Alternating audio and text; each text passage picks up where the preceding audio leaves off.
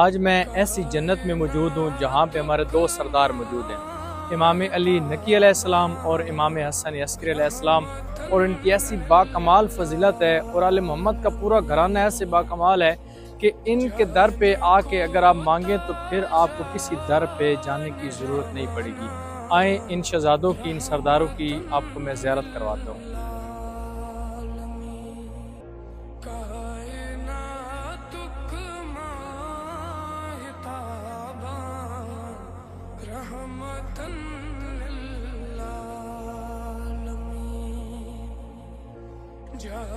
جنت کے نظاروں میں سے ایک نظارہ یہ بھی ہے کہ لوگ امام علیہ السلام کے قدموں میں کس طرح سکون سے سو رہے ہیں۔